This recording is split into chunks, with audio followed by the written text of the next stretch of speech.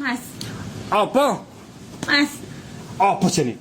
Iki lho aku dikirimin foto. Fotone sapa? Kowe mlebu ning hotel. Heh? Iki lho ya. Fotomu karo cah wedok iki wedokane sapa ki? Aku kuwi seumur-umur setia guru karo kowe. Lah iki lho ning hotel. Ora mungkin aku kuwi. Ora iso. Ora iso. Aku kuwi tresnane guru mbek kowe tok. Iki buktine. Ho aku kuwi, aja percaya. Muga-muga nomere ra kleru.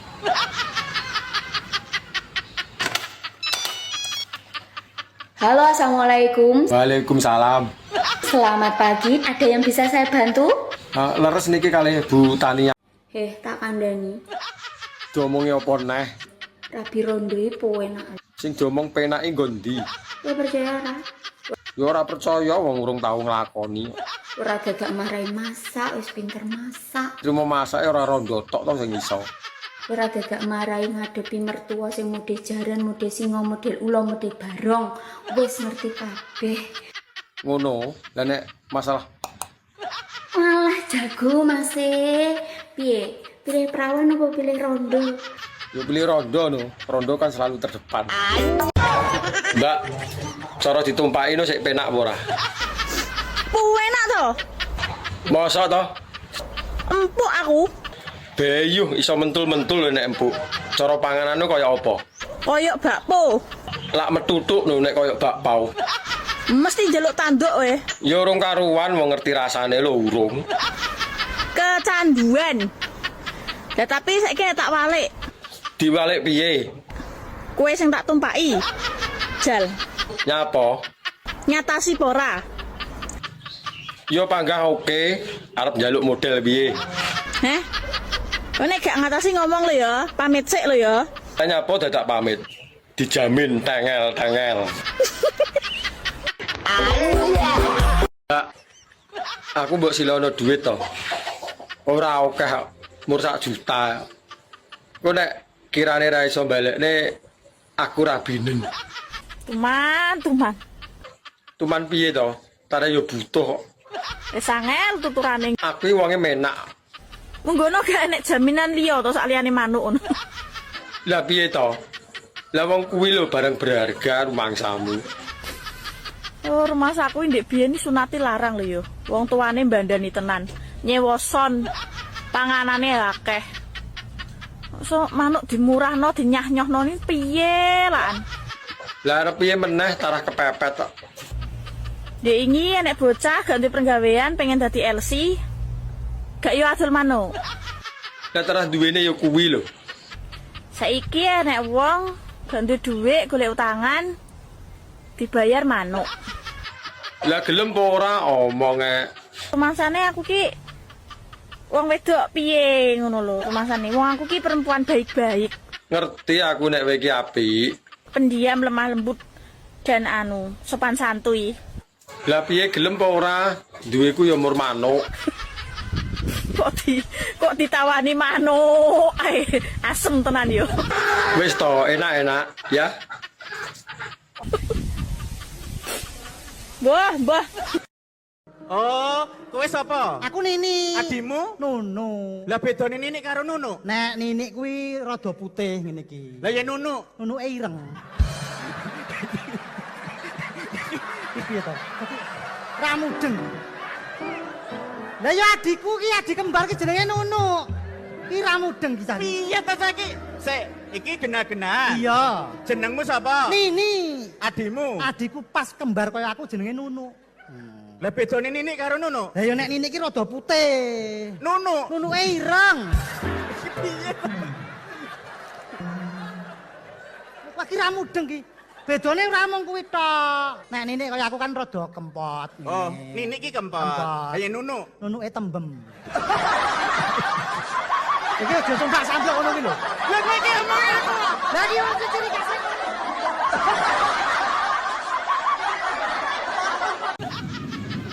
Mbak, masak karo ijlik ini enak ketoke.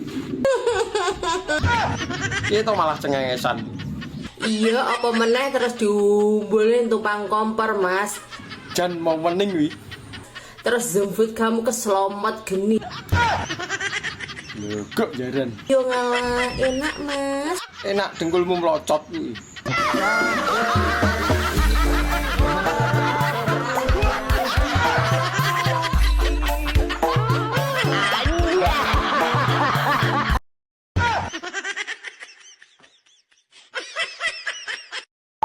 Mas, Ya apa, Dik? baru pulang? Iya, Dik. Kok telat? Lembur. Garapan karek Saedik lho dibarne pisan. Lembur. Iya, Dik. Lembur apa kemana? Ngelembur, Dik, terus mulai dijak nongkrong cacah lho. Nongkrong dulu. Iya. Sama siapa tadi? Ya karo cacah atau karo sapa neh? Teman-teman toh? Iya. Itu tadi di atas meja itu ada undangan loh mas. Lah undangan apa, Dik? Ya ndak tahu, coba kamu lihat.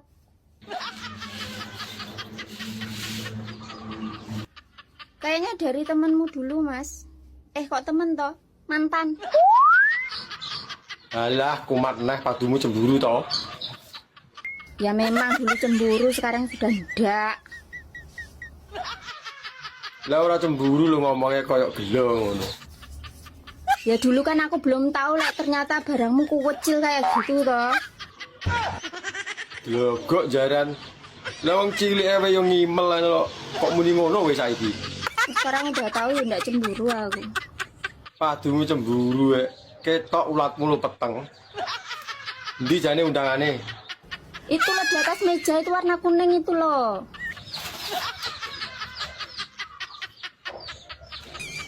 Iya toh, indah toh? Iya, Kamu datang ndak? Kapan itu? Minggu sok mben wi lho. Hari Minggu? Iya. Kok karo awakmu ya? Aku dhewe yo ora tatak no. Hari Minggu aku kerja mas. Alah sedelit ya lho. Teko ndang langsung mulih ngono lho. Ndak bisa, kamu datang sendiri aja loh. Ya wis tak budal dhewe nek ora iso. Ora teko yo ora menak. Kamu dandan yang ganteng loh ya. Jangan malu-maluin aku loh. Susah payah aku dulu ngerebut kamu dari dia loh. Iya iya, ora dandan wis ganteng. Udah sampai sekarang kamu bergadus. Kok dibilang aku rugi lek ngerebut. Iya iya, aku paham kuwi. Terus senajan no kucritmu wi cuwilik mentik. Yo kok jarang sik dibahas to. Wis to engko tak pakanane bintang gede. Wis nek mandi kono lho. Ya wis aku tak adus sik. Ya, Aja lali gekne kopi sing pahit teh. Engko nyawang awakmu kan dadi manis. ya nanti tak bikinin kopi. Ya wis tak adus sik. Mbak, sampean iso dadi rondo ping 3 iki piye to ceritane? Ceritanya gini loh guys ya. Piye piye? Aku kan uangnya suka berbagi. Berbagi yuk bojo iki. Sama-sama kan nek rondo iki di bojo. Terus ketok iki ya sangat membutuhkan bojoku. Akhirnya bojoku tak sedekone ning Mbak Rondo iku mau. Apik men Mbak sampean. Jarene berbagi itu indah. Sing diomong indah iki ngondi? Kurang mewah piye aku, Jal. Gitu akhirnya aku jadi rondo. Paling bojone sampean iki walih karo sampean. Mergo gayane sampean iki kurang nyeni, makane golek liyane.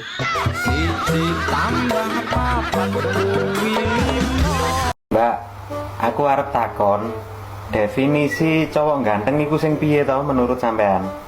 Definisi cowok ganteng menurutku nomor 1, gelem pacaran karo rondo. Nomor 1, gelem pacaran karo rondo. Iya iya. Sing nomor 2, Mbak? Nomor 2, seneng ngejak belanja shopping karo rondo. Seneng ngejak blonjo shopping karo rondo. Wah, bakal ngentekno duit iku, Mbak. Sing nomor 3, Mbak? Nomor 3, seneng traktir makanan karo rondo. Seneng traktir makanan karo rondo. Iku biasane rondo sing lowemu ngono iku ya, Mbak. Senengane mangan ae. Lah sing nomor 4, Mbak? Nomor 4, fix no debat. Kowe ganteng menurutku. Lah kok iso ngarani aku ganteng iki piye? Nek kowe seneng karo rondo, seneng traktir rondo, seneng ngejak shopping rondo, wis dijamin no debat kowe ganteng. Alah, gak ganteng ya ora apa-apa, Mbak. Bandane akeh. Wis bola-bali aku ngomong karo kowe, nyambut gawe iki sing bener. Iki yo bener ngono kok. Ngerti nek arep bodoh nyambut gawe do tangane digegem. Lah nyekel pancol nek ra gegem piye begar yo jeblok goblok iman. Do butuh duit ora kowe iki? Butuh. Heh? Lah yo butuh. Sampung urung ado nyambut gawe. Yo durung bocah ngono kok. Ya wis do pringusan do ora gablek.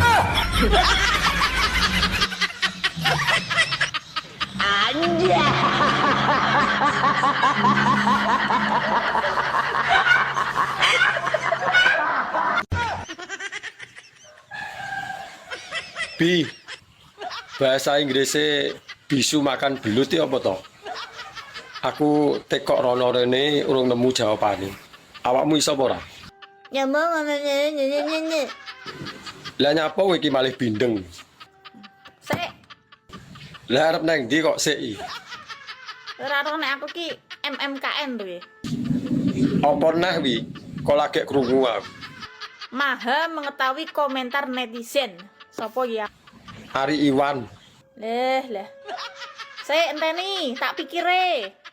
Iya, aku ya sabar kok ngenteni. Maha guru dalan bayi dalam kurung otak komputer akan memikirkan jawabannya, tidak mungkin salah. Yo ndang lho nek iso. Sini anak muridku ki ngono nek salah. Lah nyapa ngono wi? Komputer iki. Lah kok canggih men. Piye? Wis nemu burung jawabane?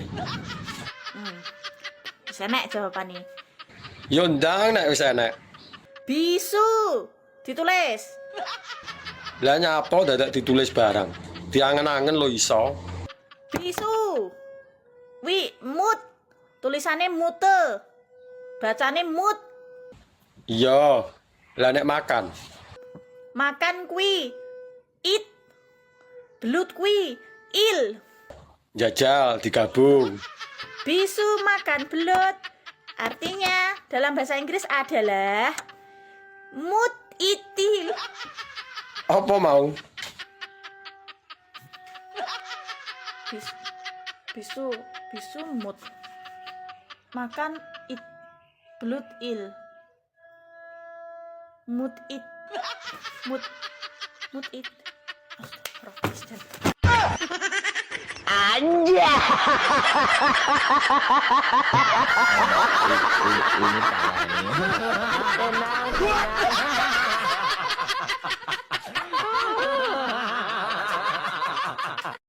Nggonku iki aja nggo dolanan. Mergo nggonku dawa kaya gedang. Rondo ora mati.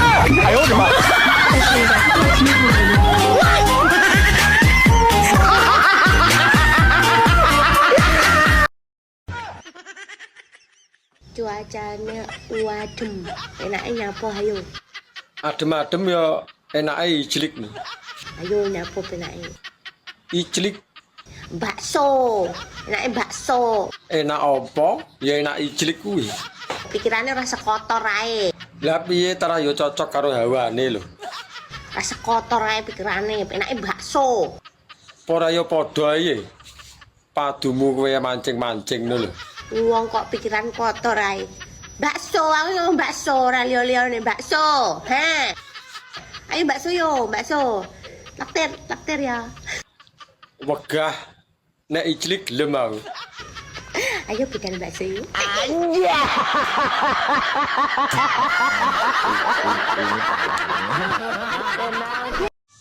Apa? Aja ngrokok terus. Ora usah ngrokok wae. Wah, kuncir lambemu malah ora nukokno rewel. Mangan telo lawe bekecot. Aja gelem rondo wis ora nyokot. Mangan tape ning dhuwur kloso. Sing tak cokot apane mlebu ae ra krasa. Tuku celana cacahe 5. Piye kon krasa wong nggonmu amba? Mangan pete ngombene es. Mok Gede katoke, jerone kempes. Mangan kates dicampuri nangka. Piye ra kempes wong urung dienggo ngumpul.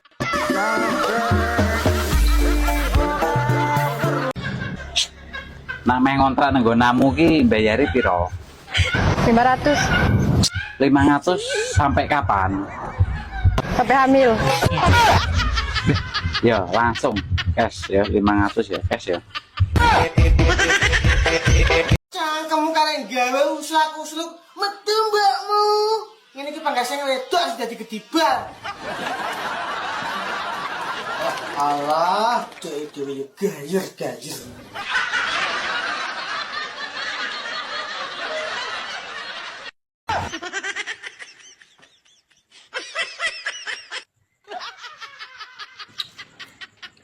Bi, solusine Bi. Pacarku wis tak titipi benih dienggo masa depan nih. Dadak njaluk putus to. Kuwi ra manah kuwi berarti pacarmu kuwi. Lah iya, padahal kuwi lho benih apik lho. Piye jal ngono kuwi? Sok nek rasa dititipi. Apa anu apa? Piye? Berarti enek wong liya sing nitip dheke, nggonmu dibuak ngono lho. Wo, tara yo delogok jaran nek ngono. Padahal kuwi lho benih apik. Awaknya selam nawang. Ulian menikah dengan suami yang tidak tepat. Maksudnya ini? Coba ya awaknya menikah jak Kim Jong Un. Bisa awaknya bilang jegeng. Sing uyak mangsi di paon. Ra percaya nek urung kawin. Nek kawin ki wis. Terus Tapi nek rapi durung. wis angel iki. Jajal dhisik lah mosok gak oleh sih. Kan penak candu. Ya aku ora mbok jajal iki lho. Piye rasane? Sumpah rasane Lho, kok jaran. pertama sih sakit. Terus seterusnya kok penak. Lah kok gak tagihan rasane. Kapan-kapan jajalan ya, mumpung nganggur. Mbak, jenengku Ari Iwan. Aku cah apik kok. Arte kok bahasa Inggrisnya udara, uang dan kursi ki apa? Tak jawab ya. Iya no, enek pertanyaan ya kudu dijawab. Kok kowe bocah alim, bocah apik mesti pertanyaanmu ya gak mengandung jorok. Lah iya no, sesuai karo jenenge kan alim. Top. Udara kuwi air, tulisannya air. Bacane R ya. Iya, lah nek uang. Uang kuwi money, tulisannya money. Dan kuwi N, kursi kuwi chair. Lah nek digabung nih. Bahasa Inggrisnya berarti digabung kuwi air, money, encer. Air money encer ya. Air money encer. Loh. Jenenge alim tapi rumah sama iki English Dictionary 18+ ta. Umur wis akeh ngene iki ora mikirne jelik. Sing penting kena nggo kanca ngobrol. Jembut. Lho kok jaran diomongi kok. Wong lanang loro susu mlotrek terus lini ngaceng. Tara yo sik normal lho. Tapi yo delok-delok sing mlotrok. Nek sing mlotrok wis kempot. Yo ngesakne nyawang. Kok ora butuh islik, butuh kanca ngobrol. Pertama yo ngobrol sik. Rene Mas, Arep mbok wae apa nek rono? tak susoni sak menika. Moh susu karo adah tok mbok tawakne. Bangsa ku lambene njeluk diancel. Oh. Iso bahasa Inggris toh? Iso lah. Bahasa Inggrisnya mangan. It. Bahasa Inggrisnya sakit. Il. Lah nek mangan pas sakit apa? Mau ngeres.